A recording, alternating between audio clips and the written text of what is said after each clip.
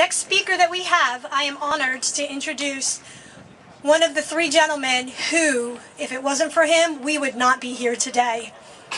Paul Valone, one of the three gentlemen who did start this organization 18 years ago, is active in the gun rights movement since the early 1980s, and the organization was founded in 1994. His firearms-related background includes being an NRA instructor and concealed handgun instructor, and he's attended Smith & Wesson Academy, Thunder Ranch, Front Sight Training Institute, and other defensive firearm schools. As a writer, Paul has nearly 200 published columns to his credit, and these include the Charlotte Observer, the Raleigh News and Observer, and many other large newspapers within the states. He also writes occasionally for Examiner.com as a Charlotte Gun Rights Examiner.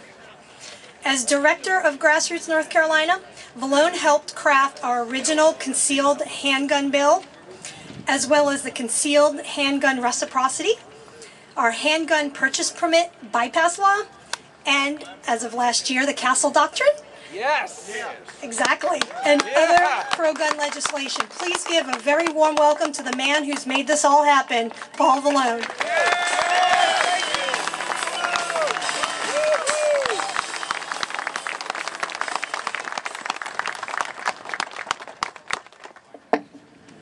Thank you. My name is Paul Valone, and I have the honor to direct a little group of rabble-rousers called Grassroots North Carolina. Maybe you've heard of them. Thank you for coming here today to tell politicians, the media, and the world that you will not tolerate attacks on your rights. Amen. Grassroots North Carolina was born of a rally much like this one, in a political climate hostile to individual freedom, much like what we face today. That year was 1994, and those of you new to the gun rights movement might not fully appreciate what nearly happened that year. Yep. How many grizzled veterans do we have here? Who was active in '94? Okay. As is so often the case, it started with a compromise. The compromise which passed the Brady Act, first with a 5-day waiting period, and eventually with the National Instant Check System. That reasonable proposal, they said, would merely keep guns out of the hands of criminals, or so we were told.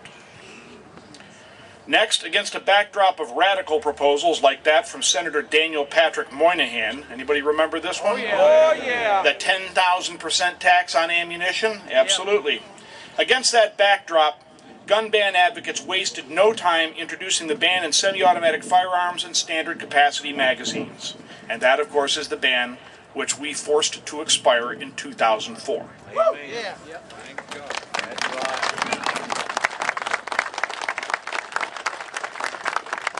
But that semi-auto ban in '94, that too ended in a compromise, there's that word again, when provisions to register existing guns were scrapped and Republicans like Bob Dole greased the way for passage. Once again, it was touted as reasonable compromise. Grandfathered guns weren't affected. Minor cosmetic changes ensure we could still buy at least some semi-automatic firearms. But then handgun control, which now camouflages itself as the kinder, gentler Brady Center to Prevent Gun Violence, introduced its real agenda. Brady 2. How many remember Brady 2? Yeah, you got a few of you here. I want you to listen to what David Coppell, who just testified last week to the Senate Judiciary Committee, had to say about Brady 2 and what handgun control really wanted. He says, any person who owns 20 or more firearms or more than 1,000 rounds of ammunition or primers, that's 2 bricks of .22 rimfire, by the way, would be required to get a federal arsenal license. You have an arsenal. To obtain that license, you would need to be fingerprinted, obtain permission from local zoning authorities, and pay a $300 tax every 3 years. Now we get to the real fun. Your home would be subjected to unannounced, warrantless inspection by the government up to 3 times per year. Yes, sir. Brady, too, redefined firearm to include magazines and any part of the action, such as pins, springs, or screws. Thus, if you have 2 guns, 6 magazines, and a box of disassembled gun parts, you might own 23 firearms and would have to obtain an arsenal license. Every handgun buyer would have been required to obtain a state handgun license, good for no more than 2 years. No one could obtain a license without passing a state-controlled safety course. The fees for the license and the safety course would have no limits. The fees could be set in far in excess of the actual cost, creating a source of revenue, of course. Nothing would prevent licensing authorities from taking months or even years to issue a license, and nothing would prevent the authorities from making the safety test so rigorous that almost no one except an expert shooter could pass. That an applicant had been shooting handguns for 50 years, or was an NRA certified safety instructor, or a proficient target shooter would not exempt him from the requirement to pay for the government safety class. Every handgun transfer, even if you wanted to give your adult child some old revolver, would be subject to these restrictions, and every handgun transferred would be registered by make, model, and serial number.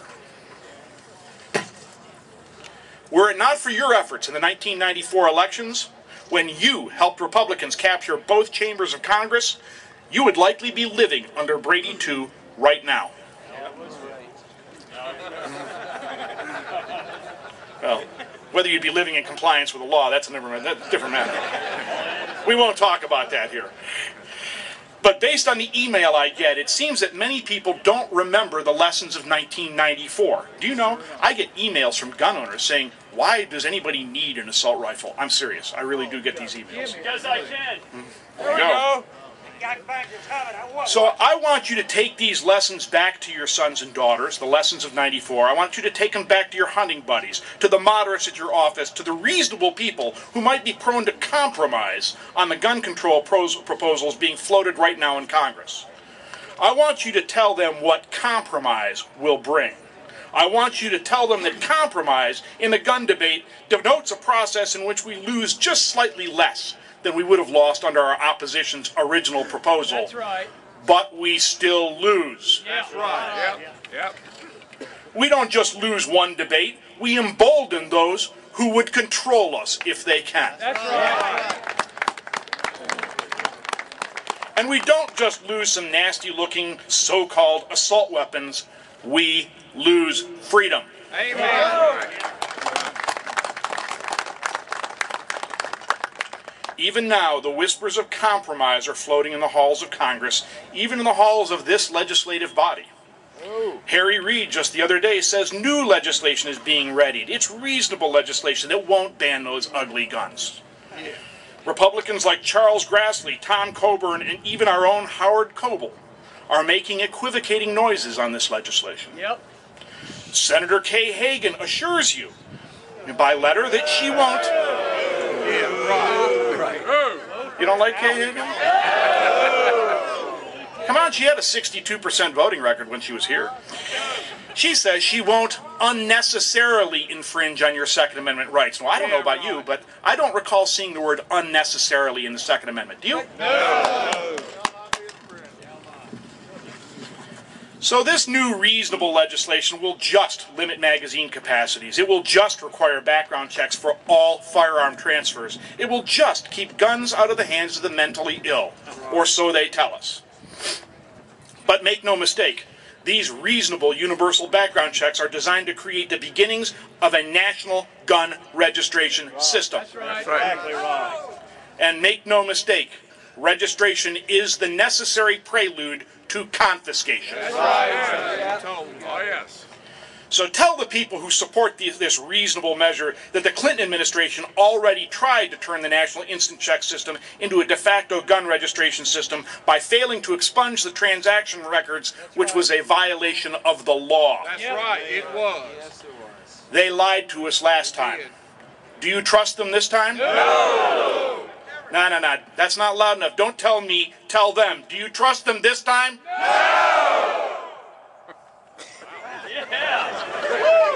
I like that. Nice work. This is not 1994. Born of fire, scores of gun rights organizations like Grassroots North Carolina have spent nearly 2 decades preparing for just this moment. Yeah. And why have we done so? Because the attacks on your rights will never cease.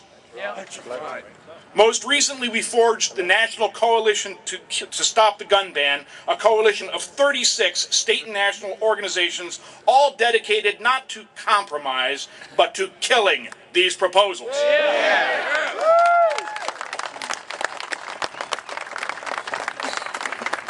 We've built alert networks, in our case of more than 60,000 people. We've built a network of gun shows from Asheville to New Bern, at which we recruit members and distribute legislative alerts. We have learned how to channel your voice to the people who need to hear it. Yeah. In 1994, when we held our original rally, I told people that GRNC was just a lightning rod. What we did is we collected your energy and channeled it to particular legislators and particular committees, and in some cases, particular corporations. As the late Senator Everett Dirksen once put